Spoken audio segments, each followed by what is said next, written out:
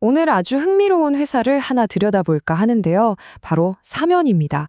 이 회사의 재무제표를 보면 좀 이상한 점이 눈에 띄거든요. 겉으로 보이는 숫자 뒤에 숨겨진 그 역설적인 상황 속으로 지금부터 한번 들어가 보시죠. 자, 보세요. 정말 흥미로운 퍼즐이죠? 한쪽에서는 핵심 사업 이익이 85%나 폭락했는데 다른 한쪽에서는 회사 금고에 있는 현금이 2배 넘게 늘었다니. 이게 대체 어떻게 가능한 일일까요? 이 미스터리를 풀려면 먼저 사면이 뭐 하는 회사인지 알아야겠죠? 간단히 말해서 이 회사는 자동차부터 시작해서 드론, 로봇 같은 첨단 기계들의 움직임을 담당하는 핵심 부품, 그러니까 모터나 제어 시스템 같은 걸 만드는 곳입니다. 자, 그럼 우선 안 좋은 소식부터 시작해보죠.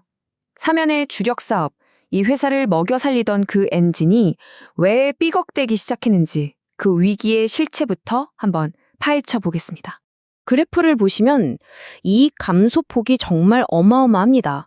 55억 벌던 회사가 갑자기 8억밖에 못 번 거예요. 다들 아시다시피 전기차 시장이 좀 주춤했잖아요. 거기에 연구개발비는 계속 쏟아붓고 그러다 보니 1년 만에 이익이 85%가 그냥 공중으로 날아가 버린 겁니다. 근데 진짜 심각한 건 이겁니다.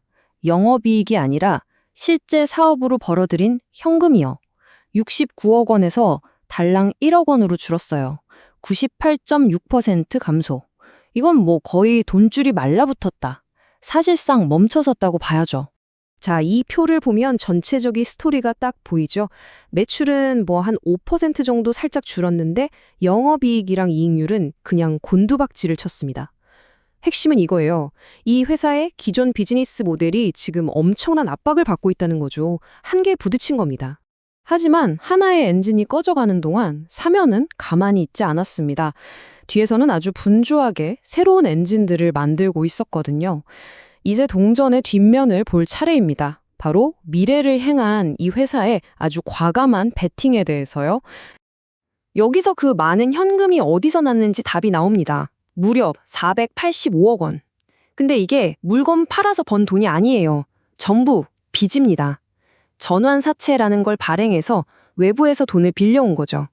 말하자면 회사의 대변신을 위한 로켓 연료를 빚으로 채워놓은 셈입니다. 그럼 이 큰 돈을 어디에 쓰고 있을까요? 그냥 금고에 넣어둔 게 아닙니다. 아주 공격적으로 움직이고 있어요. 로봇 기술을 가진 회사를 아예 사버리고 인도랑 중국에 현지 법인을 세워서 공급망도 확보하고요. 연구개발비도 40% 넘게 확 늘려서 쏟아붓고 있죠. 목표는 기존 자동차 부품을 넘어서 방산이나 미래항공 모빌리티, 바로 그 AAM 같은 새로운 고성장 시장으로 뛰어드는 겁니다. 그리고 벌써부터 그 결과가 조금씩 보이기 시작합니다. 이 차트를 보세요. 작년까지만 해도 3%에 불과했던 신사업 매출 비중이 1년 만에 거의 10% 가까이 꽁충 뛰었죠. 새로운 사업들이 이제 무시 못할 존재감을 드러내기 시작한 겁니다. 정말 대담한 전략이죠. 하지만 이런 전략은 당연히 엄청나게 위험합니다. 말 그대로 단기적인 생존과 장기적인 성장 사이에서 아슬아슬하게 줄타기를 하고 있는 거예요. 이게 현재 사면의 상황을 딱 보여주는 그림입니다. 강점은 당장 쓸 수 있는 현금이 200억 넘게 있다는 거. 단기적으로는 안전판이 있는 셈이죠. 하지만 위협은 그 현금이 전부 485억 원짜리 빚, 그러니까 차용증에서 나왔다는 겁니다. 이 빚은 언젠가 반드시 갚아야 할 돈이죠. 장기적인 압박이 될 수밖에 없어요. 한 리서치 보고서가 이 상황을 아주 기가 막힌 비유로 표현했더군요.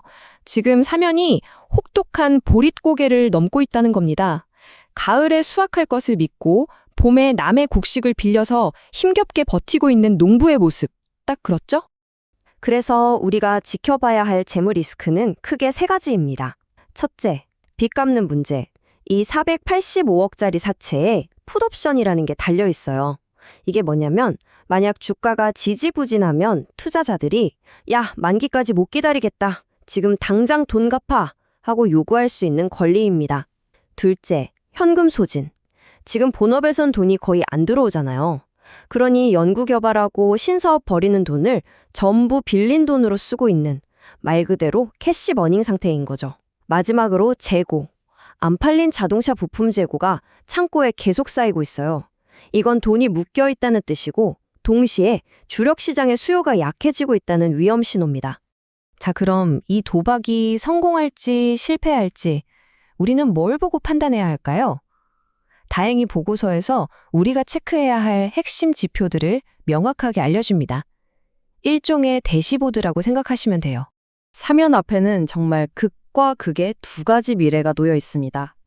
잘 풀리는 시나리오는 새로운 로봇이랑 방산 사업이 대박이 나서 거기서 번 돈으로 비용 다 메꾸고 현금 흐름도 다시 플러스로 돌아서는 거죠.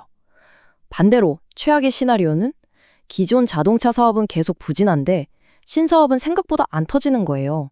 그러면 결국 전환사채 상환 압박이 회사의 숨통을 조여오겠죠. 이건 정말 시간과의 싸움입니다. 그래서 앞으로 사면을 보실 땐 이 네 가지만 딱 기억하시면 됩니다. 여러분을 위한 KPI 대시보드예요. 첫째, 영업활동 현금 흐름, 다시 강력한 플러스로 돌아오는가. 둘째, 신사업 매출 비중, 10%를 넘어서 계속 쭉쭉 성장하는가. 셋째, 재고자산 회전율, 창고에 쌓인 물건들이 다시 쌩쌩 팔려나가기 시작하는가. 그리고 넷째, 영업이익률, 0.8%라는 처참한 수준에서 다시 회복할 수 있는가. 이 네 가지가 헤드라인 뉴스보다 먼저 정답을 알려줄 겁니다. 결국 이 모든 이야기는 하나의 질문으로 모아집니다. 과연 사면의 새로운 엔진들은 기존의 낡은 엔진의 연료가 완전히 바닥나기 전에 제때 시동을 걸 수 있을까요? 이 질문에 대한 답이 바로 이 회사의 운명을 결정하게 될 겁니다.